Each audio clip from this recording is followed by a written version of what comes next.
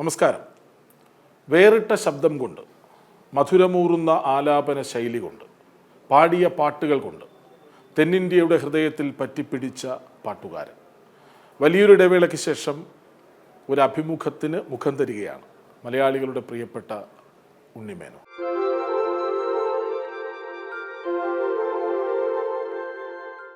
സ്വാഗതം ഉണ്ണിച്ചേട്ടാ. നമസ്കാരം. ഓണാശംസകൾ. ഓണാശംസകൾ. ഈ ഓണം എത്തുമ്പോൾ മലയാളികളുടെ മനസ്സിലേക്ക് ഓടിയെത്തുന്ന ഒരു പാട്ടുണ്ട്. അപ്പോൾ മലയാള സിനിമയിൽ നിരവധി ഓണപ്പാട്ടുകൾ വന്നിട്ടുണ്ട്. പക്ഷേ ഇത്രമേൽ സുന്ദരമായ മനസ്സിലേക്ക് ചേക്കേറി പിടിച്ചിരിക്കുന്ന ആ പാട്ട് പാടിയത് ഉണ്ണിച്ചേട്ടനാണ്. തിരുവാവടി രാവ്. അത് പാടി തുടങ്ങാം. അതൊരു ഭാഗ്യമായിട്ട് കരുതുന്നു. കാരണം എത്രയോ നല്ല പാട്ടുകൾ അർജുന മാസ്റ്ററുടെ, ശ്രീകുമാരൻ തമ്പി സാറിൻ്റെ, ദാസേട്ടൻ്റെ ഒക്കെ എത്രയോ പാട്ടുകളുണ്ട്, നല്ല പാട്ടുകൾ. സിനിമയിലൂടെയും അല്ലാതെയും വന്ന പാട്ടുകളുണ്ട്. പക്ഷേ അതേമാതിരി എന്നെന്നും നിലനിൽക്കുന്നൊരു പാട്ട് നമുക്ക് ലഭിക്കുക എന്ന് പറയുന്നത് വലിയൊരു ഭാഗ്യമാണ്. അത് അങ്ങനെ ഒരു ഭാഗ്യം എനിക്ക് വിനീത് ശ്രീനിവാസനും ഷാൻ റഹ്മാനും മനു മഞ്ജിത്തും കൂടി തന്നു. എനിക്ക് തോന്നുന്നത് 2015 or 2016 ആ പാട്ട് ഇറങ്ങിയത്. പക്ഷെ ഇപ്പോഴും അത് ആൾക്കാർ കേൾക്കുന്നു, ആഘോഷിക്കുന്നു. ഒരു ഓണം ഫീലാണത്. ഒരു നല്ലൊരു ഫ്യൂഷനാണത്. അതിൽ പഴമയുണ്ട്, പുതുമയുണ്ട്. അത് കാരണം പഴയ ജനറേഷനും ഇപ്പോഴത്തെ ജനറേഷനും അത് അപ്പീൽ ചെയ്യുന്നുണ്ട്. അതുകൊണ്ടായിരിക്കാം ചിലപ്പോൾ ആ പാട്ട് ഇത്രയും മനസ്സിൽ നിൽക്കുന്ന എല്ലാവർക്കും. നല്ല വരികളുമാണ്, നല്ലൊരു എല്ലാവർക്കും ഇഷ്ടപ്പെടുന്ന ഒരു ട്യൂൺ. സിത്താരയും ഞാനും കൂടിയാണ് പാടിയത്. തിരുവാവണിരാവ് മനസാകെ നിലാവ്, മലയാള ചുണ്ടിൽ മലരോണ പാട്ട്. തിരുവാവണിരാവ് മനസാകെ നിലാവ്, മലയാള ചുണ്ടിൽ മലരോണ പാട്ട്. ഇപ്പോൾ ഈ സിനിമയിൽ ഇപ്പോൾ ചിലരുടെ മുഖത്തിന് പറ്റിയ ഗായകൻ പിന്നിലുണ്ടാകും എന്നൊരു തോന്നലുണ്ട്. പക്ഷെ ഉണ്ണിമേനോൻ അങ്ങനെ ആയിരുന്നില്ല. അതിപ്പോൾ മാധവനാകട്ടെ, അല്ലെങ്കിൽ സൂര്യ ആകട്ടെ, വിജയാകട്ടെ, കമൽഹാസൻ ആകട്ടെ, ആരായാലും ആ ശബ്ദം അനുയോജ്യമാണ്. അതെന്തുകൊണ്ടാണ്? അല്ല, അങ്ങനെ ഞാൻ ആലോചിച്ചിട്ടേ ഇല്ല. അങ്ങനെ ഒരു കോൺസെപ്റ്റ് ഒന്നും ഇല്ല ശരിക്കും പറഞ്ഞാൽ. അപ്പോൾ നമ്മൾ ഓരോരുത്തർക്ക് പാടുന്ന സമയത്ത് അതുമാതിരി വോയിസ് മാറ്റി പാടുക അങ്ങനെയൊന്നുമില്ല. അത് മനഃപൂർവ്വം അങ്ങനെ ചെയ്യുന്നതല്ല, അതങ്ങനെ സംഭവിച്ചു പോകുന്നതാണ്. പണ്ട് ഇപ്പോൾ ദാസേട്ടൻ എല്ലാ ആർട്ടിസ്റ്റിനും വേണ്ടിയിട്ട് പാടിയിരുന്നില്ലേ, ജയേട്ടൻ പാടിയിരുന്നു. അതേമാതിരി ഞാൻ പാടിയ പാട്ടുകൾ പലർക്കും അനുയോജ്യമായിട്ട് വന്നു. അതൊരു ഭാഗ്യം എന്നേ പറയുള്ളൂ. ശരി. അപ്പോൾ ഈ ഒരു ഗായകനാകണമെന്ന് ആഗ്രഹിച്ചിരുന്നില്ല എന്ന് വായിച്ചിട്ടുണ്ട്. അങ്ങനെ ചിന്തിച്ചിട്ടേ ഇല്ല. ശരിയാണ്. പാട്ട് പഠിച്ചിട്ടും ഉണ്ടായിരുന്നില്ല. ഇല്ല. പക്ഷേ മലയാള സിനിമയ്ക്ക്, തെന്നിന്ത്യൻ സിനിമയ്ക്ക്, പ്രത്യേകിച്ച് തമിഴിന് ഒക്കെ ഏറെ പ്രിയപ്പെട്ട ഒരു പാട്ടുകാരനായി മാറാൻ കഴിയും. അത് പാട്ടിലേക്കുള്ള വരവ്, സിനിമയിലെ പാട്ടിലേക്കുള്ള വരവ് എങ്ങനെയായിരുന്നു? വളരെ യാദൃശ്ചികമാണ്. എന്ന് വെച്ചാൽ ഞാൻ പഠിപ്പ് കഴിഞ്ഞിട്ട് ഒരു സെൻട്രൽ ഗവൺമെൻറ് ജോലിയിൽ എൻ്റർ ചെയ്യുന്നു ചെന്നൈയിൽ, ഹെവി വെഹിക്കിൾസ് ഫാക്ടറിയിൽ. ഒരു 1-1.5 വർഷമാകുമ്പോഴേക്കും ആ ജോലിയോടൊരു വിരക്തി വന്നു എനിക്ക്. ഇതൊന്നുമല്ല ഞാൻ ചെയ്യേണ്ടത് എന്നുള്ളൊരു ചിന്ത വല്ലാതെ അലട്ടിക്കൊണ്ടിരുന്നു. അങ്ങനെ എന്താണ് പിന്നെ ചെയ്യുക എന്നുള്ളതിനെപ്പറ്റി ഒരു ഐഡിയ ഇല്ല. അന്നത്തെ നമ്മുടെ ഒരു ഇമ്മെച്യൂരിറ്റി ആയിരിക്കാം ചിലപ്പോൾ. അങ്ങനെ നല്ലൊരു ജോലി റിസൈൻ ചെയ്തിട്ടാണ് ഞാൻ ഈ ഒരു സംഭവത്തിലേക്ക് വരുന്നത്. പക്ഷേ ഇത് അതായത് അതിനായിട്ട് ഡെലിബറേറ്റായിട്ട് കുറേ ശ്രമങ്ങൾ നടത്തുകയോ പാടാൻ വേണ്ടിയിട്ടൊരു മ്യൂസിക് ഡയറക്ടേഴ്സിൻ്റെ പിന്നാലെ പോവുകയോ ഒന്നും ചെയ്തിട്ടില്ല. റെക്കോർഡിങ്സ് കാണാൻ പോകും. സംഗീതത്തിനോടുള്ള ഇഷ്ടം കൊണ്ട് സ്കൂൾ കോളേജസിലൊക്കെ എപ്പോഴും പാടി പ്രൈസ് വാങ്ങിയിരുന്നുകൊണ്ട് പാട്ടിനോടൊരു അഭിനിവേശം ഉണ്ടായിരുന്നു, ഒരു പ്രാന്ത്. അപ്പോൾ റെക്കോർഡിങ്സ്, ഏതായാലും ചെന്നൈയിലല്ലേ താമസിക്കുന്നത്, റെക്കോർഡിങ്സ് കാണാൻ പോകും. അങ്ങനെ നമ്മുടെ ദാസേട്ടനും SPB, എസ് ജാനകി, സുശീലാമ്മ, വാണി ജയറാം ഇവരുടെയൊക്കെ റെക്കോർഡിങ്സ് നേരിട്ട് കാണാനുള്ള ഒരു ശ്രമം നടത്തി. അത് വിജയിച്ചു. അന്ന് റെക്കോർഡിംഗ് റൂം എന്നൊക്കെ പറഞ്ഞു കഴിഞ്ഞാൽ ഇന്നത്തെ മാതിരി എല്ലാവർക്കും കയറി ചെല്ലാൻ പറ്റില്ല. അപ്പോൾ വാച്ച്മാനെയൊക്കെ ബ്രൈബ് ചെയ്ത് 1-2 രൂപ കൊടുത്തു കഴിഞ്ഞാൽ ഉള്ളിൽ കയറാമെന്ന്. ഞാൻ പറഞ്ഞ 80s തുടക്കത്തിലാണ്. അങ്ങനെ അതിനോടൊരു ഭയങ്കര ഒരു ആവേശം വന്നു. അതായത് പാട്ടുകാരനാവണമെന്നുള്ള ആവേശമല്ല, ഈ പ്രോസസ്സ് കാണാനുള്ളൊരു ഇൻട്രസ്റ്റ്. അങ്ങനെ റെക്കോർഡിങ്സ് കണ്ട് കണ്ട് കണ്ട് ആ ഒരു ഇവരെല്ലാം വരുന്നു, അപ്പം തന്നെ പാട്ട് പഠിക്കുന്നു, അത് വലിയ ഓർക്കസ്ട്രയുടെ കൂടെ ഇരുന്നിട്ട് പ്രാക്ടീസ് ചെയ്യുന്നു, അതപ്പം തന്നെ റെക്കോർഡ് ചെയ്യുന്നു. പിന്നെ ആ റെക്കോർഡ് ചെയ്തിട്ട് ഔട്ട്പുട്ട് കേൾക്കുന്ന സമയത്ത് നമുക്കൊരു ഭയങ്കര സന്തോഷം വരും. അപ്പോൾ മനസ്സിൽ ചെറിയൊരു ആഗ്രഹം, നമ്മളും ഒരു പാട്ടുകാരനായിരുന്നെങ്കിൽ എന്നുള്ളൊരു ചിന്ത അവിടെ നിന്നാണ് ഡെവലപ്പ് ചെയ്യുന്നത്. പിന്നെ അവിടുത്തെ കുറേ മ്യൂസിഷ്യൻസിനെ ഞാൻ പരിചയപ്പെടുന്നു. ആ മ്യൂസിഷ്യൻസിൽ പലർക്കും അറിയാം, ഞാൻ ചെറുതായിട്ട് പാടുന്നറിയാം. അങ്ങനെ ചിദംബരനാഥ് എന്ന് പറഞ്ഞ മ്യൂസിക് ഡയറക്ടർ ഉണ്ട്. പണ്ട് നമ്മുടെ മലയാളം ഫിലിമിൽ ഒരുപാട് സിനിമകൾ ചെയ്ത് ഹിറ്റാക്കിയ വലിയ സംഗീത സംവിധായകൻ, നമ്മുടെ രാജാമണിയുടെയൊക്കെ അച്ഛൻ. അദ്ദേഹത്തെ പരിചയപ്പെടുത്തുന്നു. അദ്ദേഹത്തിന് ഇൻസിഡൻ്റലി വളരെ യാദൃശ്ചികമായിട്ട് ആ പരിചയപ്പെടുത്തിയ ഒരാഴ്ചയ്ക്കുള്ള അദ്ദേഹത്തിന് റെക്കോർഡിങ്. ആ റെക്കോർഡിങ് എന്നാൽ മോനൊരു കാര്യം ചെയ്യും, അത് പാടിത്താ എന്ന് പറഞ്ഞു. ഞാൻ പറഞ്ഞു ഞാനങ്ങനെ പാടാനൊന്നും ആയിട്ടില്ല, ഒരാവേശത്തിലേക്ക് വന്നതാന്ന് പറഞ്ഞു. അല്ലല്ല, നമുക്കത് പഠിച്ച് പാടാമെന്ന് പറഞ്ഞു. അങ്ങനെ സ്റ്റുഡിയോയിൽ പോയി പാട്ട് പഠിച്ചു, അത് പാടി. അത് കേട്ടപ്പോൾ സമയത്ത് എനിക്ക് തോന്നി, ഇത് മോശമില്ലാത്തൊരു ശബ്ദമാണല്ലോ, എന്തുകൊണ്ട് ശ്രമിച്ചൂടാ എന്നുള്ളൊരു ചിന്ത വന്നു. അങ്ങനെയാണ് എൻ്റെ ഒരു വളരെ യാദൃശ്ചികമായിട്ട് ഞാനങ്ങനെ പ്ലേ ബാക്ക് സിംഗറായി. അന്ന് ആ പാട്ട് പാടിയില്ലായിരുന്നുവെങ്കിൽ എത്ര പാട്ടുകൾ നമുക്ക് നഷ്ടമായേനെ. അതെ, അന്ന് അവിടെ അത് ശാരദാ സ്റ്റുഡിയോയിൽ ആ പാട്ട് റെക്കോർഡ് ചെയ്ത് അവിടെ കേട്ട സമയത്ത് എനിക്ക് ചെറിയൊരു അഭിപ്രായം തോന്നി, ഒന്ന് പഠിക്കാമായിരുന്നു, പാടാമായിരുന്നു എന്നൊക്കെ. പക്ഷേ അന്ന് അവിടെ റെക്കോർഡ് ചെയ്ത് അത് കേട്ട പലരും ഇത് ഭയങ്കര ന്യൂസായി. അന്ന് നമുക്ക് മൊബൈൽ ഫോണൊന്നും ഇല്ലല്ലോ. അപ്പോൾ അതിനുശേഷം പല മ്യൂസിക് ഡയറക്ടേഴ്സും എന്നെ വിളിക്കാൻ തുടങ്ങി, ഇതുമാതിരി ട്രാക്സ് പാടാൻ തുടങ്ങി. ആ ട്രാക്സ് പാടിയത് പലതും നന്നായിട്ടുണ്ടെന്ന് പറഞ്ഞ് എൻ്റെ ക്രെഡിറ്റിൽ തന്നെ വന്നു. ഇങ്ങനെ ഞാൻ അറിയാതെ ഞാൻ ഒരു പ്ലേ ബാക്ക് സിംഗർ. അല്ല, ഈ നമ്മുടെ ഒരു മലയാളത്തിൽ യേശുദാസിന് വേണ്ടി ഒരു ട്രാക്ക് പാടിയാണ് തുടക്കം എന്ന് കേട്ടിട്ടുണ്ട്. ഈ പാട്ടൊക്കെ ട്രാക്ക് പാടിയതാണ്. ഈ ചിദംബരനാഥ് മാസ്റ്ററുടെ എല്ലാം ഞാൻ ട്രാക്ക് പാടിയതാണ്. എല്ലാ പാട്ടുകളും ഞാൻ ദാസേട്ടന് വേണ്ടി ഹൺഡ്രഡ്സ് ഓഫ് സോങ്സ് ട്രാക്ക് പാടിയതാണ് എൻ്റെ എക്സ്പീരിയൻസ്. ഞാൻ സംഗീതം അങ്ങനെ പഠിച്ചിട്ടൊന്നുമില്ല, പിന്നെ പഠിക്കാൻ തുടങ്ങിയില്ല. എത്ര പാട്ടുകളാണ് മലയാളത്തിൽ കേൾക്കാൻ ഇമ്പമുള്ള, കേട്ടിരിക്കുന്ന, ഇപ്പോഴും നമ്മൾ അതിന് പിന്നാലെ പോകുന്ന പാട്ടുകളുള്ളത്? പക്ഷേ മലയാളത്തിൽ തുടരാത്തത് എന്തുകൊണ്ടാണ്? ഞാൻ തുടരാതിരുന്നല്ല, എന്നെ വിളിച്ചാലല്ലേ പാടാറില്ല. അതായത് ഒരു അർഹമായ പരിഗണന മലയാളം തന്നില്ല. അങ്ങനെ പരാതിയൊന്നുമില്ല എനിക്ക്, കാരണം നമുക്ക് അർഹിക്കുന്നതിൽ കൂടുതൽ കിട്ടി എന്നാണ് എൻ്റെ അഭിപ്രായം. പക്ഷേ ഒരു അംഗീകാരം കിട്ടുക എന്നൊക്കെ പറഞ്ഞു കഴിഞ്ഞാൽ അതിനനുസരിച്ചിട്ടുള്ള അത് ഡിസേർവ് ചെയ്യുന്ന പാട്ടുകൾ ഞാൻ പാടിയോന്ന് എനിക്ക് തന്നെ സംശയമുണ്ട്. ഒരു അവാർഡ്സൊക്കെ തരാൻ മാത്രം ആൾക്കാർക്ക് ഇഷ്ടപ്പെട്ടു, ജനലക്ഷങ്ങൾ അത് ആഘോഷിക്കുന്നുണ്ട്, അത് തന്നെ അവാർഡായിട്ട് കരുതുന്നു, അല്ലാണ്ട് പരാതിയൊന്നുമില്ല.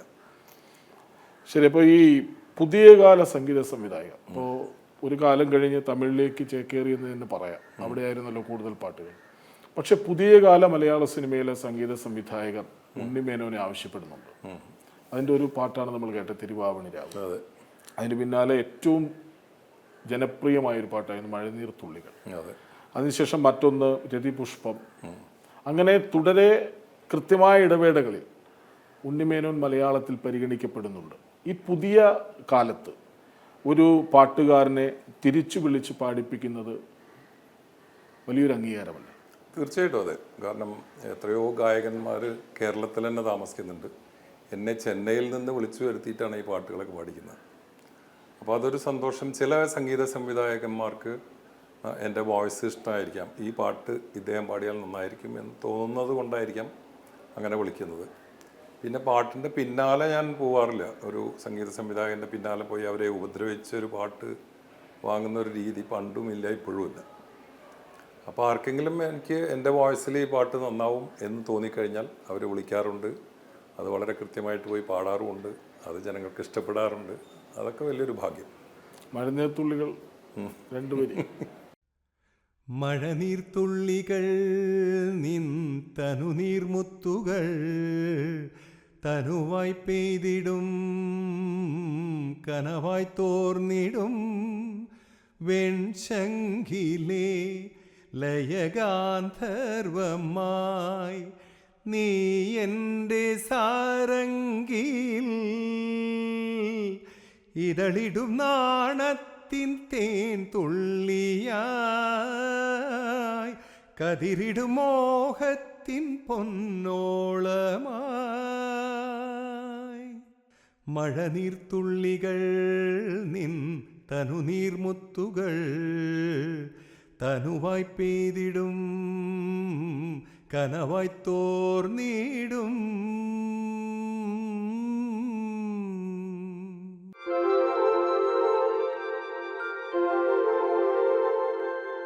ഈ തൊട്ടതെല്ലാം പൊന്നാക്കുക എന്ന് പറയും. ഇപ്പോൾ ഒരുപാട് പാട്ട് കിട്ടാത്ത ഒരു കണക്കിന് നന്നായും തോന്നുന്നു. കാരണം വിളിച്ച് പാടിപ്പിക്കുന്ന പാട്ടുകൾ, പാടിപ്പോകുന്ന പാട്ടുകളൊക്കെയും ഹിറ്റാണ്. അത് ഈ പുതിയ കാലത്തെ പാട്ടുകളെല്ലാം മനസ്സിൽ പിടിച്ചിരിക്കുന്നതൊന്നുമല്ല. പല പാട്ടുകളും പാടിപ്പോകുന്നതാണ്, അല്ലെങ്കിൽ പെട്ടെന്നൊന്ന് ഒരു കുമിള പോലെ മാത്രം സജീവമായി നിന്നിട്ട് താഴേക്ക് പോകുന്നതാണ്. പക്ഷേ ഈ രതിപുഷ്പവും ഈ മഴനീർത്തുള്ളികളും ഹൃദയത്തിലെ ഒരു ടൈറ്റിൽ സോങ്, അതുമൊക്കെ വീണ്ടും വീണ്ടും കേൾക്കാൻ പ്രേരിപ്പിക്കുന്നതാണ്. അപ്പോൾ അതൊരു നല്ല തുടർച്ചയാവട്ടെ എന്ന് ആശംസിക്കുന്നു. ഇനി തമിഴിലേക്ക് പോയാൽ, തമിഴിൽ എല്ലാവരും ഇഷ്ടപ്പെടുന്ന രണ്ട് സംഗീതജ്ഞരാണ് ഇളയരാജയും AR റഹ്മാനും. അതെ, ഈ പുതിയ കാലത്ത് AR റഹ്മാൻ എന്നാൽ എല്ലാവർക്കും ഒരു സ്വപ്നമാണ്. ആ AR റഹ്മാന്റെ 28 29 പാട്ടുകൾ 27 പാട്ടുകൾ പാടി. അതിൽ പലതും വലിയ ഹിറ്റുകളാണ്. എങ്ങനെയാണ് പാടിയ പാട്ടുകളെല്ലാം ഹിറ്റാണ്. അപ്പോൾ തമിഴ്നാട്ടിലേക്ക് ചെന്നിറങ്ങുന്നു, അല്ലെങ്കിൽ ചെന്നൈയിലേക്ക് ചെന്നിറങ്ങുന്നു. ചെന്നൈ തന്നത് എന്താണ്? ചെന്നൈയിലേക്ക് ചെന്നിറങ്ങിയതല്ല, ഞാൻ ചെന്നൈയിലായിരുന്നല്ലോ താമസം. ഈ മലയാള പാട്ടുകളെല്ലാം പാടിയത് അവിടെ നിന്നായിരുന്നു ഉണ്ടാകും. പിന്നെ ഇപ്പോൾ ലേറ്റസ്റ്റാണ് ഞാൻ ചിലതൊക്കെ കൊച്ചിയിൽ വന്ന് പാടിയിട്ടില്ല. അപ്പോൾ ചെന്നൈയിൽ തന്നെ ആയിരുന്നു താമസം. അനവധി റെക്കോർഡിങ്സ് പാടുന്നതിൻ്റെ കൂടെ ഈ AR റഹ്മാൻ എന്ന ദിലീപ് അന്ന് കീബോർഡ് വായിച്ചിരുന്നു. അർജുന മാസ്റ്റർ, ജോൺസൺ മാസ്റ്ററുടെ, അങ്ങനെ പല റെക്കോർഡിങ്സും ഞാൻ പാടുന്ന സമയത്ത് കോർണറിലിരുന്ന് ചെറിയൊരു പയ്യൻ കീബോർഡ് വായിച്ചിരുന്നു. അപ്പോൾ എല്ലാവരുടെയും മുഖത്ത് നോക്കി ഒന്ന് ചിരിക്കും. വളരെ സോഫ്റ്റ് സ്പോക്കൺ ആണ്, ആരോടും അങ്ങനെ സംസാരിക്കാറില്ല. അപ്പോൾ ഇദ്ദേഹം അങ്ങനെ ഒരു AR റഹ്മാൻ ആവുമെന്നോ സംഗീത സംവിധായകനാവുമെന്നോ ഒന്നും അന്ന് നമ്മൾ ചിന്തിക്കുന്നില്ല. പക്ഷേ അദ്ദേഹം ഒരുപാട് സിനിമകൾക്ക് ഇളയരാജയുടെ അസിസ്റ്റൻ്റ് ആയിട്ടുണ്ടായിരുന്നു. അങ്ങനെ ഒരു ഭയങ്കര സ്പാർക്കുള്ളൊരു സംഗീത സംവിധായകനായിട്ട് ഇദ്ദേഹം വളരുകയാണ്. അതൊന്നും നമ്മൾ അറിയുന്നില്ല. ഒരു സുപ്രഭാതത്തിലല്ല, ഒരു ദിവസം രാത്രി എന്നെ വിളിക്കുന്നു, ഇങ്ങനൊരു പാട്ട് പാടണം. ആ പാട്ട് നല്ലൊരു ബാനറിലാണ് ചെയ്യുന്നത്. പക്ഷേ ആ പാട്ട് റെക്കോർഡ് ചെയ്തിട്ട് അവർക്ക് ഇഷ്ടപ്പെട്ടാൽ അത് റീറ്റെയിൻ ചെയ്യും, ഇല്ലെങ്കിൽ അത് വേറെ ആരെ കൊണ്ടെങ്കിലും പാടിക്കും. അപ്പോൾ അതിന് സമ്മതമാണോ ചോദിച്ചു. ഞാൻ പറഞ്ഞു എനിക്ക് സമ്മതമാണെന്ന്. അങ്ങനെ ഞാൻ പോയി പാടിയ പാട്ടാണ് പുതുവെള്ളൈ മഴ എന്ന ഗാനം. അപ്പോൾ ദിലീപ് മറ്റൊരു കാര്യം കൂടി പറഞ്ഞു, ഞാൻ ഈ പാട്ട് ചെയ്യുന്നുണ്ട്, താങ്കളെ മാറ്റുന്ന മാതിരി തന്നെ ചിലപ്പോൾ എന്നെയും മാറ്റിയേക്കാം അവർക്ക് ഇഷ്ടപ്പെട്ടില്ലെങ്കിൽ, അതുകൊണ്ട് എന്താ സംഭവിക്കാന്നറിയില്ല. അപ്പോൾ ഒരു ട്രയൽ നടത്താൻ താല്പര്യമുണ്ടോ ചോദിച്ചു. ഞാൻ ചെയ്യാമെന്ന് പറഞ്ഞു. അങ്ങനെ ഒരു ദിവസം അർദ്ധരാത്രി പോയി പാടിയ പാട്ടാണത്, പുതുവെള്ളൈ മഴ. പെൺ ഇല്ലാத ஊரிலே அடியான் பூ கேட்பதில்லை, பெண் இல்லாத ஊரிலே கொடிதான் பூ பூத்ததில்லை, உன் புடவை முந்தானை சாய்ந்ததில் இந்த பூமி பூ பூத்தது, மலர் மஞ்சம் சேராத பெண்ணிலா எந்தன் மார்போடு வந்தாடுதோ, புது வெள்ளை மழை இங்கு பொழிகின்றது, இந்த கொள்ளை நில உடல் நனைகின்றது, இங்கு சொல்லாத இடம் கூட குளிர்கின்றது, மனம் சூடான இடம் தேடி அலைகின்றது, புது வெள்ளை மழை இங்கு பொழிகின்றது, இந்த கொள்ளை நில ഉടൽ നനയുന്നത്. അപ്പോൾ അതിനുശേഷം എത്രയോ പാട്ടുകൾ അദ്ദേഹത്തിൻ്റെ പാടി, 27ഓളം പാട്ടുകൾ പാടി. അതൊരു വലിയൊരു വഴിത്തിരിവായി എന്ന് പറയാം എനിക്ക്. അതിന് മുമ്പ് രാജാ സാറിൻ്റെ പാട്ടുകൾ പാടിയിട്ടുണ്ട്, മറ്റ് മ്യൂസിക് ഡയറക്ടേഴ്സിൻ്റെ എല്ലാവരുടെയും പാടിയിട്ടുണ്ട്. പക്ഷേ ഇത് ഒരു ഭയങ്കര വഴിത്തിരിവായി. അതുമാത്രമല്ല AR റഹ്മാൻ്റെ മാത്രമല്ലാതെ മറ്റുള്ള മ്യൂസിക് ഡയറക്ടേഴ്സ് എല്ലാവരും വിളിക്കാൻ തുടങ്ങി. അപ്പോൾ ചെന്നൈയാണ് എനിക്ക് എല്ലാം തന്നത് എന്ന് പറയാം. ഈവൻ സ്റ്റേറ്റ് അവാർഡ്സ്, തമിഴ്നാടിൻ്റെ 2 സ്റ്റേറ്റ് അവാർഡ്സ് ഞാൻ അറിയാതെ തന്നെ എനിക്ക് ലഭിച്ചു. കൂടാതെ അവിടെ കലാകാരന്മാർക്ക് കിട്ടുന്ന വലിയൊരു അംഗീകാരം കലൈമാമണി എന്നൊരു പുരസ്കാരം, ഇത് 3 ചീഫ് മിനിസ്റ്റേഴ്സിൻ്റെ അടുത്ത് നിന്നാണ് വാങ്ങിയത്. അപ്പോൾ അങ്ങനെ ചെന്നൈയാണ് നമുക്ക് എല്ലാം തന്നത്. ചെന്നൈയിൽ തമിഴ്നാട്ടിലൊരു ചൊല്ലുണ്ട്, വന്തവരൈ വാഴ വയ്ക്കും തമിഴ്നാട് എന്ന് പറയും. അപ്പോൾ അതാണ് നമുക്ക് എനിക്ക് വലിയൊരു അപ്രീസിയേഷൻ കിട്ടിയ സ്ഥലമാണ്. ഒരിക്കലും മറക്കാൻ പറ്റില്ല ചെന്നൈയിൽ. ഈ A.R. റഹ്മാനെ പോലൊരു സംഗീത സംവിധായകന് വേണ്ടി ഒരുപാട് പാട്ടുകൾ പാടുക, അതെല്ലാം ഹിറ്റാവുക. അപ്പോൾ റഹ്മാൻ തുടരെ പരിഗണിക്കുമ്പോൾ സ്വയം വിലയിരുത്തുന്നത് എങ്ങനെയാണ്? എനിക്ക് വളരെ സന്തോഷം, മനസ്സിൽ നിന്നൊരു സന്തോഷം വരാനുണ്ട് നമുക്ക്. അതായത് നമുക്ക് എന്നെ അംഗീകരിക്കുന്നു ഒരു വലിയ സംഗീത സംവിധായകൻ, അതായത് ഓസ്കാർ ലഭിച്ച സംഗീത സംവിധായകൻ അദ്ദേഹത്തിൻ്റെ പാട്ടുകൾക്കായി എന്നെ പരിഗണിക്കുന്നു എന്ന് പറയുമ്പോൾ അത് വലിയൊരു അംഗീകാരമാണ് സത്യം പറഞ്ഞാൽ. അതും അദ്ദേഹത്തിനെക്കാട്ടിലും എത്രയോ സീനിയറാണ് ഞാൻ. എന്നെ മാത്രമല്ല, ഒരുപാട് ഗായകന്മാർക്കും ഗായികമാർക്കും അവസരങ്ങൾ കൊടുത്തത് പുള്ളിയാണ്. വളരെ എന്താ പറയുക, ഒരു മഗ്നാനിമസ് നേച്ചറാണ് പുള്ളിയുടെ. എല്ലാ പാട്ടുകാർക്കും ചാൻസസ് കൊടുത്തു.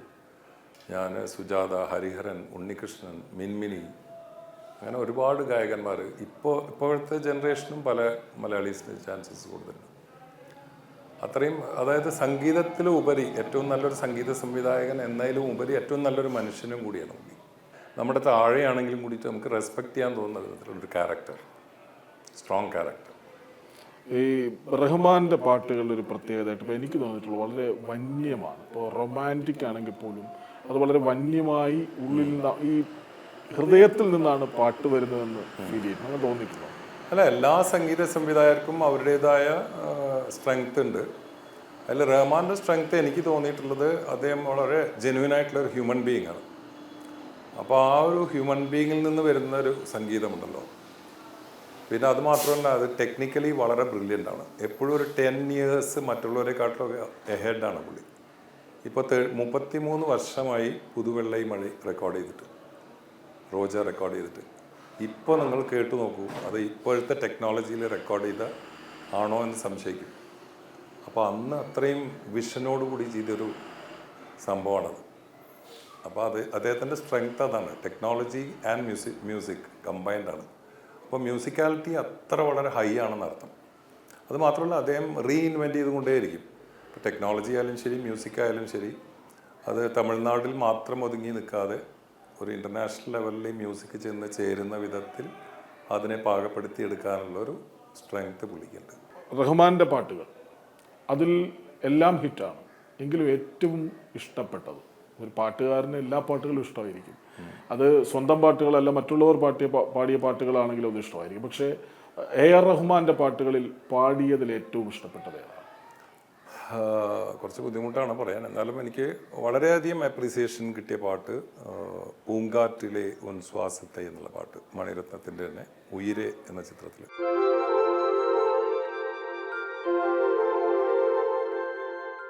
അടുത്ത് നിൽക്കുമ്പോൾ വളരെ സൗമ്യനായ, ആവശ്യത്തിന് മാത്രം സംസാരിക്കുന്ന ഒരാളാണ് ഉണ്ണിമേനോൻ. പക്ഷെ സ്റ്റേജ് ഷോകളിൽ വരുമ്പോൾ ആളാകെ മാറും. ആസ്വദിച്ച്, ആഘോഷിച്ച്, ചടുലമായ ചുവടുകൾ പോലും വെച്ച് പാടുന്ന ഒരാളാണ്. എങ്ങനെയാണ് സ്റ്റേജ് ഷോകളിൽ വരുമ്പോൾ ഇങ്ങനെ തന്നെ വേണം എന്ന് തീരുമാനിക്കുന്നത്? സ്റ്റേജ് എനിക്ക് എപ്പോഴും ഒരു ഹരമാണ്. ഇപ്പോൾ റെക്കോർഡിംഗ് റൂമിൽ നമുക്ക് പുതിയൊരു പാട്ട് പഠിക്കുന്നു, ആ പാട്ടിൻ്റെ ഏറ്റവും ബെസ്റ്റ് ഫോം എങ്ങനെ റെക്കോർഡിങ്സിൽ കൊടുക്കാം എന്ന് നമ്മൾ ഇമാജിൻ ചെയ്യണം. ഈ പാട്ട് എങ്ങനെ സ്ക്രീനിൽ വരും എന്നൊക്കെ നമ്മൾ ആലോചിച്ച് അതിൻ്റെ ഏറ്റവും ബെസ്റ്റ് ഫോം എങ്ങനെ റെക്കോർഡിങ്സിൽ കൊടുക്കാം. അപ്പോൾ അതൊരു സ്ട്രെസ്സാണ് വാസ്തവം പറഞ്ഞാൽ. ഒരു ആർട്ടിസ്റ്റിനെ സംബന്ധിച്ചിടത്തോളം പുതിയൊരു ക്രിയേഷൻ അവിടെ നടക്കുകയാണ്. നമുക്ക് ലിമിറ്റഡ് ടൈമാണ് ഒരു പാട്ട് പാടാൻ കിട്ടുന്നത്. ഇപ്പോൾ റഹ്മാൻ്റെ എല്ലാ പാട്ടുകളും ഞാൻ പാടിയിട്ടുള്ളത് രാത്രിയാണ്, അർദ്ധരാത്രിയാണ് പാടിയിട്ടുള്ളത്. നിങ്ങൾ എല്ലാ ഹിറ്റ് സോങ്സ് എടുത്ത് നോക്കി, അതൊക്കെ രാത്രി ഒരു 12 മണി തൊട്ടിട്ട് രാവിലെ 3 മണി 4 മണി വരെയൊക്കെ പാടിയ പാട്ട്. മമ്മൂട്ടി ഡബ് ചെയ്യുന്ന സമയവും പാടുന്ന സമയവും ഏകദേശം ഒരുപോലെ. പക്ഷേ എനിക്കത് ഭയങ്കര ബുദ്ധിമുട്ടായിരുന്നു. ഞാൻ ഫസ്റ്റ് ടൈം പോയ സമയത്ത് തന്നെ റഹ്മാനോട് ഞാൻ പറഞ്ഞു, എനിക്ക് ഈ രാത്രി സമയത്ത് പാടിയാൽ ശരിയാവില്ല, അതൊക്കെ നമുക്ക് ശരിയാക്കാമെന്ന് പറഞ്ഞു. പുള്ളി ഭയങ്കര പോസിറ്റീവാണ്. നമ്മൾ സ്റ്റേജിൽ അവിടെ എത്തിക്കഴിഞ്ഞാൽ അത് നമുക്ക് ശരിയാക്കാമെന്ന് പറയും. അങ്ങനെ 12 മണിക്ക് ഞാൻ സുഖമായി കിടന്നുറങ്ങുന്ന ആളാണ്, 10-10:30 ഉറങ്ങുന്ന ആളാണ്. പക്ഷെ എല്ലാ പാട്ടും പാടിയത് അർദ്ധരാത്രി. അങ്ങനെ ഈ പാട്ട് പാടുന്ന സമയത്ത് ഞാൻ പറഞ്ഞു, നമുക്ക് നാളെ രാവിലെ എടുത്താൽ പോരെ. ഇല്ലല്ല, ഇപ്പം തന്നെ എടുക്കാം എന്ന് പറയും. അങ്ങനെ നിർബന്ധിച്ച് എടുത്ത പാട്ടുകളാണ്. 1-2 തവണ മാത്രം പുള്ളി എന്നെ സമ്മതിച്ചിട്ടുണ്ട് പിറ്റേ ദിവസം എടുക്കാമെന്ന് പറഞ്ഞു. പക്ഷേ പിറ്റേ ദിവസം രാവിലെ ആകുമ്പോൾ പുള്ളി പറയും നമുക്ക് രാത്രി എടുക്കാമെന്ന് പറയും. അങ്ങനെ രാത്രി പാടിയ പാട്ടുകളാണ് ഇത്രയും ജനങ്ങൾ ആക്സെപ്റ്റ് ചെയ്തിട്ടുള്ളത്. A.R. റഹ്മാനെ സംബന്ധിച്ചിടത്തോളം അദ്ദേഹത്തിന് രാത്രിയാണെന്ന് തോന്നുന്നുണ്ട് കൂടുതൽ എനർജി. എനിക്കങ്ങനെയാണ് തോന്നിയിട്ടുള്ളത്. ഓരോ റെക്കോർഡിങ്സിന് മുമ്പേ, ഓരോ ടേക്കിന് മുമ്പേ അദ്ദേഹം ഒരു പ്രെയർ ഉണ്ട്, കുറച്ച് അപ്പുറത്തേക്ക് മാറും, ടേക്ക് എന്ന് പറയുന്നതിൻ്റെ മുമ്പ്. എന്നിട്ട് ആ പ്രെയർ കഴിഞ്ഞിട്ട് വരുന്നതാണ്. ഒരു തവണ ഞാൻ പോയി പാടുന്ന സമയത്ത് എനിക്ക് ശബ്ദമേ ഇല്ല എന്ന്. ഞാൻ പറഞ്ഞു, ഒരു 2 ദിവസം കഴിഞ്ഞിട്ട് എടുത്താൽ പോരെ. ഇല്ലല്ല, ഞാൻ നാളെ പോവുകയാണ്, അതുകൊണ്ട് ഇന്ന് തന്നെ എടുക്കാമെന്ന് പറഞ്ഞു. പക്ഷേ അതിൻ്റെ ഔട്ട്പുട്ട് വരുന്ന സമയത്ത് എനിക്ക് ഇങ്ങനെ ആയിരുന്നു ശബ്ദം എന്ന് പോലും നമുക്ക് മനസ്സിലാക്കാൻ പറ്റില്ല. അത്രയും ഭംഗിയായിട്ട് റെക്കോർഡ് ചെയ്യും. എന്നെ വിലയാഴകെ, അതാണ് ആ പാട്ടായിരുന്നു. എനിക്കിപ്പോഴും ഓർമ്മയുണ്ടത്. ശബ്ദമേ ഉണ്ടായിരുന്നില്ല പാടുമ്പോൾ.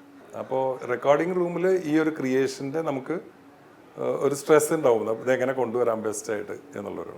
പക്ഷെ സ്റ്റേജിലെ സംബന്ധിച്ചിടത്തോളം നമുക്ക് ആ തുടക്കമുണ്ടല്ലോ, സ്റ്റേജിൻ്റെ ഒരു ആദ്യത്തെ 1-2 ഗാനങ്ങൾക്ക് മാത്രമേ ആ സ്ട്രെസ് ഉണ്ടാവുള്ളൂ. ഇത് സൗണ്ട് എങ്ങനെ നന്നായിട്ട് വരുമോ, ജനങ്ങൾക്ക് ഇഷ്ടപ്പെടുമോ, അങ്ങനത്തെയൊക്കെ ചില സംഭവങ്ങളുണ്ടാവും. പക്ഷെ അതിന് ശേഷം പിന്നെ ഒരു ഹരമാണ്. ഇത് ഏറ്റവും ഭംഗിയായിട്ട് അവതരിപ്പിക്കുക, അവരായിട്ട് ഇൻട്രാക്ട് ചെയ്യുക ഓഡിയൻസായിട്ട്. കാരണം ഓഡിയൻസ് റിയാക്ഷൻ അപ്പം നമുക്ക് കിട്ടുന്നതുകൊണ്ട് അത് മോശമാണെങ്കിൽ മോശം തന്നെ അവർ കാണിക്കും. അപ്പോൾ ആ ഒരു ഹരം എപ്പോഴും ഞാൻ കീപ്പ് അപ്പ് ചെയ്തിട്ടുണ്ട്. അത് ഇത്രയും വർഷങ്ങളായിട്ടും ആ ഒരു ഹരം കുറഞ്ഞിട്ടില്ല. ജനങ്ങൾക്ക് നമുക്ക് ഇഷ്ടപ്പെടുന്നുണ്ട് എന്ന് അറിഞ്ഞു കഴിഞ്ഞാൽ കൂടുതൽ നന്നായി പെർഫോം ചെയ്യാനുള്ളൊരു എനർജിയാണ്. അതുകൊണ്ട് തന്നെ സ്റ്റേജ് ഷോ ഞാൻ വളരെയധികം എൻജോയ് ചെയ്യുന്ന ആളാണ്. എനിക്ക് കുറച്ച് ഡാൻസ് സ്റ്റെപ്സ്, ഡാൻസിനോടൊക്കെ എനിക്കൊരു പാഷനുണ്ട് വാസ്തവത്തിൽ, പഠിച്ചിട്ടില്ലെങ്കിലും. ഒരു പാട്ടുകാരൻ മാത്രമല്ല, സംഗീതം ചെയ്തിട്ടുണ്ട്, അഭിനയിച്ചിട്ടുണ്ട്. സംഗീതം ചെയ്ത പാട്ട് ഒരുപക്ഷെ അതിഗംഭീരമാണ്. അത് ഉണ്ണിച്ചേട്ടൻ്റെ തന്നെ ശബ്ദത്തിൽ പുറത്തു വരുന്നു, ചെമ്പനീർ പൂവ്. അത് ഓൾ ടൈം ഹിറ്റായി. അതെ, ഇപ്പം ഹിറ്റാണ്. അത് സംഗീതം ചെയ്തതും പാടിയതും ഒരാൾ ആ ചിത്രത്തിൽ അഭിനയിച്ചു എന്നത് മറ്റൊരു കാര്യം. ആ പാട്ടൊന്ന് പാടാം. അത് 2003-ലാണ്. ഇത്ര വർഷങ്ങൾ കഴിഞ്ഞിട്ടും അത് ജനങ്ങൾക്ക് ഇഷ്ടപ്പെടുന്ന ഒരു പാട്ടാണത്. അപ്പോൾ അതൊക്കെ വലിയൊരു അംഗീകാരമാണ്. ശരിക്കും പറഞ്ഞാൽ അവാർഡ്സിനെക്കാട്ടിലും വലിയ അംഗീകാരം അത് തന്നെയാണ്. 2003 ചെയ്ത പാട്ട് പ്രഭാവർമ്മയുടെ മനോഹരമായ വരികൾ നന്നാവുമ്പോൾ തന്നെ പാട്ടിനൊരു സ്ട്രെങ്താണ്. അത് സംഗീതം ചെയ്യാനും പാടാനും അഭിനയിക്കാനും ഒക്കെ ഉള്ളൊരു ഭാഗ്യം എനിക്കുണ്ടായി. അതിന് ഞാൻ ഡയറക്ടർ ശരത്തിനോടും പ്രഭാവർമ്മയോടൊക്കെ നന്ദി പറയുന്നു. Ravi Menon also was one of the instrumental part of it. ആക്കമേ നിറഞ്ഞ സ്നേഹമാം മാധുര്യം ഒരു വാക്കിനാൽ തൊട്ടു ഞാൻ നൽകിയില്ല. നിറനീല രാവിലെ കാന്തതയിൽ നിൻമിഴിയിലെ നനവൊപ്പി മായ്ച്ചതില്ല. എങ്കിലും നീ അറിഞ്ഞു എന്നിനവെന്നും നിന്നവറിയുന്നതായി, നിന്നെ തഴുകുന്നതായി. ഒരു ചെമ്പനീർ പൂവിറുത്തു ഞാനോമലേ, ഒരു വേള നിന്നേർക്കു നീട്ടിയില്ല.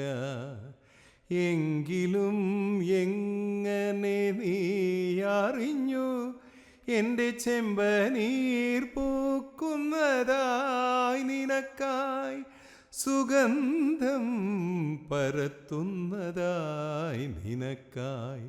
പറയൂ നീ പറയൂ, പറയൂ നീ പറയൂ. ശരിക്കും ആ സിനിമയിൽ അഭിനയിക്കാനാണോ പാടാനാണോ സംഗീതം ചെയ്യാനാണോ ആദ്യം വിളിച്ചത്?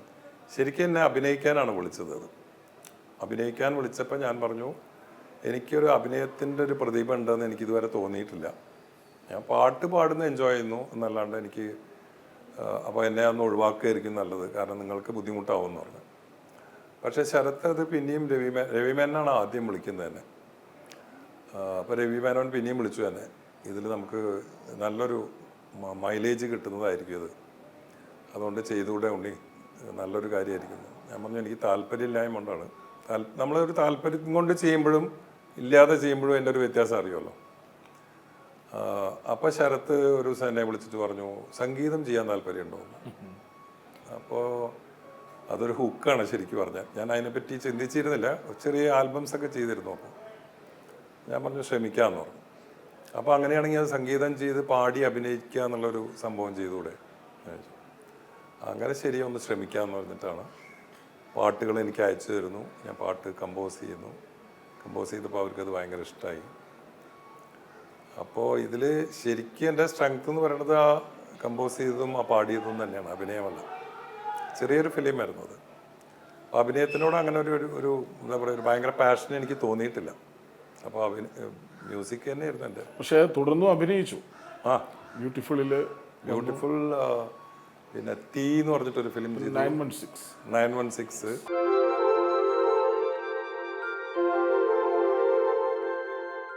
4 ദശാബ്ദങ്ങൾ പിന്നിട്ടു.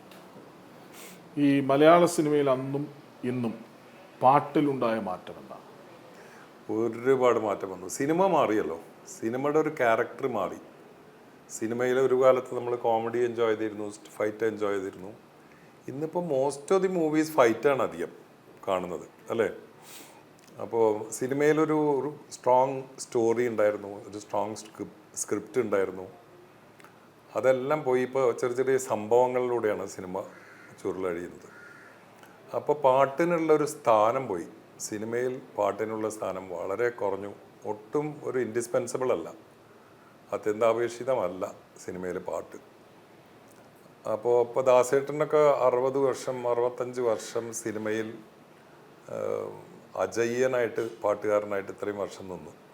എന്തുകൊണ്ടാണ്? ഏറ്റവും നല്ല കമ്പോസേഴ്സ്, ഏറ്റവും നല്ല ഡയറക്ടേഴ്സ്, ഏറ്റവും നല്ല ലിറിക്സ് റൈറ്റേഴ്സ്, അപ്പോൾ ഏറ്റവും നല്ല ക്രിയേഷൻ നടന്നിരുന്ന സമയത്ത് പാടാൻ പറ്റി എന്നുള്ളതാണ് ദാസേട്ടൻ, ജയേട്ടൻ, ഇവരുടെ എല്ലാവരുടെയും വിജയം. അപ്പോൾ അത്തരം കഥകളോ അത്തരം സ്ക്രിപ്റ്റോ അല്ലെങ്കിൽ ആ പാട്ട് സിനിമയിൽ ഉപയോഗിക്കുന്ന രീതിയോ ഇപ്പോൾ ഇല്ല. സിനിമയിൽ ഇപ്പോൾ ഞാനിപ്പോൾ ഈയിടെ പാടിയ പാട്ടുകളിൽ തന്നെ മരണമാസ് എന്ന് പറഞ്ഞിട്ടൊരു സിനിമയിൽ പാടിയിരുന്നു. നല്ലൊരു പാട്ട്, ഗംഭീരമായ പാട്ട്. ഞാൻ സിനിമയിൽ അത് ഗംഭീരമായിട്ട് പിക്ചറൈസ് ചെയ്തിട്ട് ചെന്ന് നോക്കിയപ്പോൾ 1 മിനിറ്റ് പോലും ഇല്ല സിനിമയിൽ. അപ്പോൾ അതാണ് സ്ഥിതി. അതായത് ഈ പാട്ടുകൾ അലിഞ്ഞലിഞ്ഞില്ലാതാവുകയാണ്. അതിന്റെ ആദ്യ ലക്ഷണമാണ് ഈ സമയം കുറയുന്നത്. ശരിക്കും 5 മിനിറ്റ് 6 മിനിറ്റ് ഉണ്ടായിരുന്ന പാട്ട് 2 മിനിറ്റ് 2.5 മിനിറ്റായി. ഈ 2.5 മിനിറ്റ് റെക്കോർഡ് ചെയ്ത സാധനം സിനിമയിലേക്ക് വരുമ്പോഴേക്കും 1 മിനിറ്റായി മാറുന്നു. അതായത് സിനിമയിൽ ഈ പാട്ടിൻ്റെ ലെങ്ത്ത് കൂടി കട്ട് ചെയ്യണം അവർ. അപ്പോൾ അത്ര ലെങ്ത്ത് വേണ്ട, സിനിമയ്ക്ക് അത്ര ലെങ്ത്ത് വേണ്ട എന്ന് പറഞ്ഞാൽ ആദ്യം കൈവയ്ക്കുന്നത് പാട്ടിൻ്റെ മേലെയാണ്. അപ്പോൾ പ്ലേ ബാക്ക് സിംഗേഴ്സിൻ്റെ ഒരു സ്ഥാനം നഷ്ടപ്പെട്ടുകൊണ്ടിരിക്കുകയാണ്. അങ്ങനെ ഒരു അഡ്രസ്സ് ഇനി ഉണ്ടാവില്ല എന്നാണ് എനിക്കിപ്പോഴത്തെ പോക്ക് തോന്നുമ്പോൾ കാണുന്നത്. അങ്ങനെയാണെങ്കിൽ ഇനി പാട്ടിൻ്റെ ഇടം എവിടെയായിരിക്കും? അല്ല, ഞാൻ പറയണേ പാട്ടിൻ്റെയും സിനിമയുടെയും രീതികൾ complete മാറിയുണ്ട്. 60s 70s 80s 90s നോക്കി എവറി 10 years പാട്ടിൻ്റെയും മറ്റേ സിനിമയുടെ എല്ലാ രീതികളും മാറിക്കൊണ്ടിരുന്നിരുന്നു. ഇപ്പോൾ സിനിമയിൽ പാടി അഭിനയിക്കുന്ന ഒരു രീതിയായിരുന്നല്ലോ അന്നൊക്കെ. ഇപ്പോൾ സിനിമയിൽ ആരെങ്കിലും പാടുന്നുണ്ടോ? എല്ലാം ഇങ്ങനെ ബാക്ക്ഗ്രൗണ്ടിലൊരു പാട്ടിങ്ങനെ പോവും, അതിൻ്റെ ഇടയിൽ ഇവർ സംസാരിക്കുന്നുണ്ടാവും. ഞാൻ ശരത്തിൻ്റെ നല്ലൊരു പാട്ട് പാടിയിരുന്നു ചിത്രയുടെ കൂടെ, നല്ലൊരു മെലഡി. ആ മെലഡിയുടെ ഇടയിൽ അവർ ഓഡിയോ റിലീസ് ചെയ്തിട്ടുള്ളതും സംസാരിച്ചു കൊണ്ടാണ്. പാട്ടിൻ്റെ ഇടയിൽ അവരുടെ സംസാരം വരുന്നു. അപ്പോൾ അത്രയേ ഉള്ളൂ ഇമ്പോർട്ടൻസ് പാട്ടിന്. അതുകൊണ്ട് എനിക്ക് തോന്നുന്നില്ല ഇനി സംഗീതത്തിന് അധികം കാലം സർവൈവ് ചെയ്യാൻ പറ്റുന്നത്. പാട്ടിന് റീ റെക്കോർഡിംഗ് ഇല്ലാണ്ട് സിനിമ നടക്കില്ല. ഈ മലയാളത്തിൽ പാടിയതിൽ ഏറ്റവും ഇഷ്ടപ്പെട്ട പാട്ട്? അങ്ങനെ പറയാൻ ബുദ്ധിമുട്ടാണ്. എന്നാലും ശ്യാം സാറിൻ്റെ തൊഴുതുമടങ്ങും, ഓർമ്മയിലൊരു ശിശിരം, അതൊക്കെ വളരെ ആക്സെപ്റ്റൻസ് കിട്ടിയ പാട്ടാണ്. ജീവിതം ഒരു ശാശ്വത, ഒരു നോക്ക് കാണാനുള്ള പാട്ടുകൾ, പൂക്കാലം വന്നു പൂക്കാലം, പൂങ്കാറ്റ്, അങ്ങനെ ഒരു പാട്ടായിട്ട് എടുത്തു പറയാൻ വലിയ കഷ്ടമാണ്. പക്ഷേ എനിക്ക് സർപ്രൈസിംഗ്ലി ഏറ്റവും അധികം ആക്സെപ്റ്റൻസ് കിട്ടിയിട്ടുള്ളത് ഞാൻ കമ്പോസ് ചെയ്ത ഈ പാട്ടിനാണ്, ഒരു ചെമ്പനീർ പൂവിരുത്തു എന്ന ഗാനം. ഈ രാജാവിൻ്റെ മകളിലെ ആ പാട്ട് ഒന്ന് പാടാം. മോഹൻലാലിനെ ആദ്യമായിട്ട് എന്താ പറയുക സൂപ്പർ സ്റ്റാറാക്കിയ ചിത്രത്തിൽ പാടാൻ പറ്റി എന്നുള്ളതാണ്. മോഹൻലാലിൻ്റെ ഒരുപാട് പാട്ടുകൾ ഞാൻ പാടിയിട്ടുണ്ട്. രാജാവിൻ്റെ മകൻ, ഭൂമിയിൽ, മോഹൻലാൽ ആദ്യമായിട്ട് പാടി അഭിനയിക്കുന്നത് ഞാൻ പാടിയ പാട്ടാണ്. തേനും വയമ്പും 81. മമ്മൂട്ടി ആദ്യമായിട്ട് പാടി അഭിനയിക്കുന്നത് ഞാൻ പാടിയ പാട്ടാണ്, മുന്നേറ്റം എന്ന് പറഞ്ഞ ചിത്രം. അപ്പോൾ അങ്ങനെ ഒരു ചരിത്രമുണ്ട്. അന്ന് നമ്മളിതൊന്നും ആലോചിക്കുന്നില്ല, പക്ഷെ ഇത്രയും വർഷങ്ങൾ കഴിഞ്ഞിട്ട് അത് ആലോചിക്കുമ്പോൾ ഒരു സന്തോഷം. അവരുടെ തുടക്കത്തിൽ ഞാനുണ്ടായിരുന്നു എന്നുള്ളൊരു. അപ്പോൾ ഇത് കേൾക്കാം നമുക്ക്.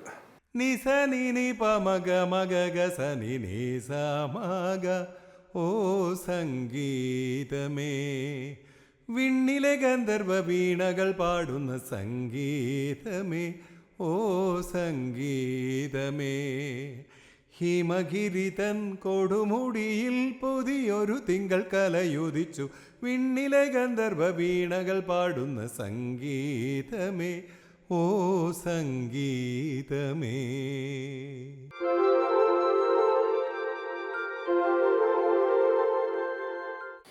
ഈ ഭക്തിഗാനങ്ങൾ എത്രയെത്ര പാട്ടുകൾ. ഗുരുവായൂരിലാണ് ഭക്തിഗാനം എനിക്ക് തോന്നുന്നത് ഒരു 10,000 മേലെ ഞാൻ പാടിയിട്ട് തോന്നുന്നു ഒരു കാലത്ത്. ഗുരുവായൂരിലാണ് ജനിച്ചത്. അതെ, ഗുരുവായൂരപ്പനെ കുറിച്ച് എത്രയോ പാട്ടുകൾ പാടിയിട്ടുണ്ട്. ഗുരുവായൂരപ്പനെ കുറിച്ച് മാത്രം ഒരു 5,000 6,000 പാട്ടുകൾ പാടിയിട്ടുണ്ടാവും. അതിലേറ്റവും ഇഷ്ടപ്പെട്ട ഏതാണ്? അതിൽ 2 ആൽബമാണ് ഏറ്റവും എടുത്ത് നിൽക്കുന്നത്. അതായത് ഒന്ന് പാഞ്ചജന്യം എന്ന് പറഞ്ഞ ഏറ്റവും ആദ്യം ഞാൻ റെക്കോർഡ് ചെയ്ത് 85-ലാണെന്ന് എൻ്റെ ഓർമ്മ. അതിനൊരു ഭയങ്കര ആക്സെപ്റ്റൻസ് കിട്ടി. ഒരു ഫിലിം സോങ്സിനെക്കാട്ടിലും പോപ്പുലാരിറ്റി കിട്ടിയ ഒരു ആൽബമായിരുന്നു പാഞ്ചജന്യം. പെരുമ്പാവൂർജി മ്യൂസിക് ചെയ്തത്, നമ്മുടെ കൈതപ്രം പലരും എഴുതിയിട്ടുണ്ടായിരുന്നു, തങ്കം തിരുവട്ടാർ. പിന്നെ അതേമാതിരി തന്നെ ഡിവോഷനിൽ ഏറ്റവും അധികം ഒരു ടോപ്പ് റേറ്റിംഗ് ആയത് സുദർശനം എന്ന് പറഞ്ഞ ആൽബം, ജെ വിജയൻ മ്യൂസിക് ചെയ്തത്, ചുവല്ലർ കൃഷ്ണൻകുട്ടി ആൻഡ് PC അരവിന്ദൻ എഴുതിയത്. അങ്ങനെ ഡിവോഷനിൽ ഒരുപാട് പാട്ടുകൾ. എനിക്ക് വാസ്തവത്തിൽ സിനിമയിൽ പാടിയ പാട്ടുകളെക്കാട്ടിലും ഇഷ്ടമാണ് ആ പാട്ടുകൾ. കാരണം ഒരുപാട് പഠിക്കാൻ പറ്റി. പലതരം കമ്പോസിഷൻസ്, പല പ്രഗത്ഭരായ സംഗീത സംവിധായകരുടെ പാട്ടുകൾ, അവരുടെ ക്രിയേഷൻ വളരെ ഭംഗിയായിട്ട് പാടി അവതരിപ്പിക്കാനുള്ളൊരു അവസരമായിരുന്നു അത്. അതിലൂടെ പല രാഗങ്ങളിലൂടെ സഞ്ചരിക്കാൻ പറ്റി, ആ രാഗങ്ങളെക്കുറിച്ച് കൂടുതൽ മനസ്സിലാക്കാൻ പറ്റി. അങ്ങനെ ഒരുപാട് അനുഭവം തന്നത് സത്യം പറഞ്ഞാൽ സിനിമയെക്കാട്ടിലും ഈ ഡിവോഷണൽ സോങ്സാണ്. അങ്ങനെ ഗുരുവായൂരപ്പനെ പ്രകീർത്തിച്ച ഒരു പാട്ട്, ഗുരുവായൂരിൽ ജനിച്ച ഒരാൾ. കരുണ ചെയ്വാനെന്തു താമസം കൃഷ്ണ, കഴലിണ കൈ തൊഴുന്നേൻ കൃഷ്ണ. കരുണ ചെയ്വാനെന്തു താമസം കൃഷ്ണ, കഴലിണ കൈ തൊഴുന്നേൻ കൃഷ്ണ. വരവേൽപ്പ് എന്ന സിനിമയിൽ യേശുദാസ് പാടിയ അതേ പാട്ട് പിന്നീട്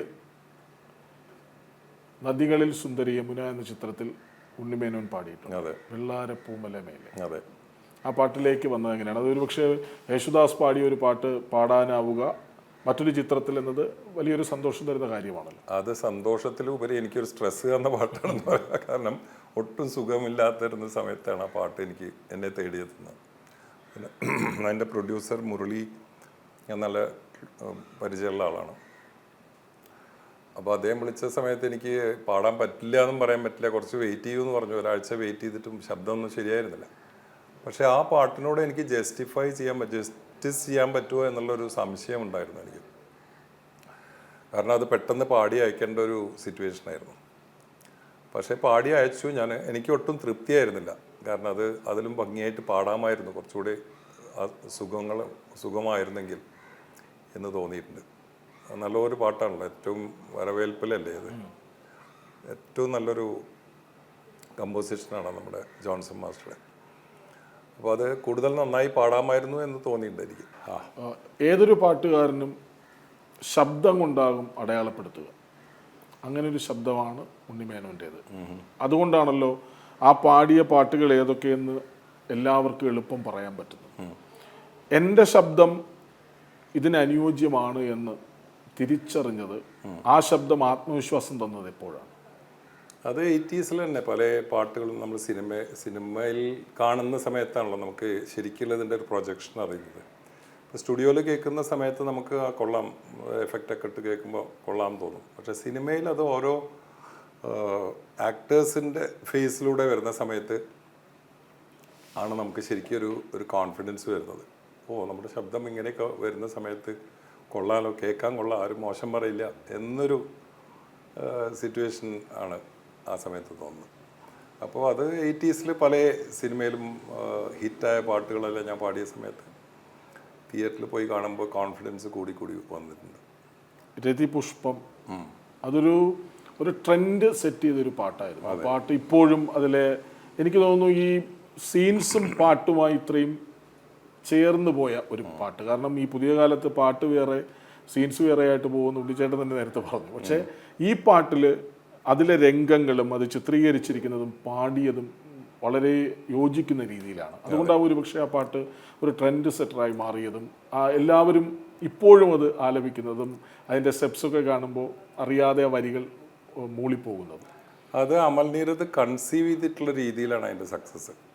ആ ഒരു പാട്ട് സാധാരണ നമ്മുടെ കണ്ടുവന്നിട്ടുള്ളത് എപ്പോഴും ഒരു ഫീമെയിലായിരിക്കും അത് അവതരിപ്പിക്കുക, അങ്ങനത്തെ ഒരു പാട്ട് അല്ലേ. അങ്ങനത്തെ ഒരു പാട്ട് സ്ക്രീനിൽ അവതരിപ്പിക്കുന്ന എപ്പോഴും ഫീമെയിൽസ് ആയിരിക്കും. ഭയങ്കര ഒരു ഇറോട്ടിക് ഡാൻസും ഒക്കെ ആയിരിക്കും. പക്ഷേ ഇത് പതിവിന് വിപരീതമായിട്ട് അതിൽ ഒരു ഫീമെയിൽ ആ പരിസരത്ത് പോലും ഇല്ല. അത്രയും കംപ്ലീറ്റ് മെയിൽ ഓറിയൻറ്റഡ് സോങ് ആയിരുന്നു അത്. അപ്പോൾ അത് എങ്ങനെ വിജയിക്കും എന്നുള്ളത് ശരിക്കും പറഞ്ഞാൽ അന്ന് അത് ചെയ്യണമെങ്കിൽ അങ്ങനെ ഒരു കൺസീവ് ചെയ്തിട്ട് അത് അവതരിപ്പിക്കണമെങ്കിൽ അപാര ഗട്ട്സ് വേണം. പക്ഷെ അത് ഭയങ്കരമായിട്ട് വിജയിച്ചു. അത് ആ പാട്ട് കൺസീവ് ചെയ്ത രീതിയിലാണ് ആ പാട്ടിൻ്റെ വിജയം എന്ന് പറയാം. പിന്നെ സുഷിൻ ശ്യാം എന്ന് പറഞ്ഞ സംഗീത സംവിധായകൻ ഇപ്പോഴത്തെ ന്യൂജനിന് ഭയങ്കര അപ്പീലിംഗ് ആയിട്ടുള്ള ഒരു സംഗീത സംവിധായകനാണ്. ഭയങ്കര പരീക്ഷണങ്ങളൊക്കെ ചെയ്ത് വളരെ ഇൻട്രസ്റ്റിംഗ് ആണ് അയാളുടെ കമ്പോസിഷൻസ്. അയാൾ ഓർക്കസ്ട്രേഷൻ ചെയ്യുന്ന രീതിയും പാട്ടിൻ്റെ ഒരു മ്യൂസിക്കാലിറ്റിയും ഒക്കെ വളരെ ഹൈ ആണ്. അതുകൊണ്ട് തന്നെ ഭയങ്കരമായിട്ട് ജനങ്ങൾക്ക് അപ്പീൽ ചെയ്യുന്ന രീതിയിൽ അത് കമ്പോസ് ചെയ്തിട്ടുണ്ട്. അത് എന്നെ ചെന്നൈയിൽ നിന്ന് വിളിച്ച് എറണാകുളത്ത് വെച്ച് പാടിച്ചാണ്. എത്രയോ തൗസൻഡ്സ് ഓഫ് സിംഗേഴ്സ് കൊച്ചിയിൽ ഉണ്ടായിട്ടും എന്നെ വിളിച്ച് പാടിച്ചു. അതൊരു പക്ഷേ എനിക്ക് തോന്നുന്നത് ഒരു നോസ്റ്റാൾജിയ ഉണ്ട് ആ പാട്ടിൽ. നോക്കിയോ, പഴയ ഒരു 80s ഉള്ളൊരു പാട്ടിൻ്റെ ഒരു ചെറിയൊരു നോസ്റ്റാൾജിയ പാട്ടിലുണ്ട്.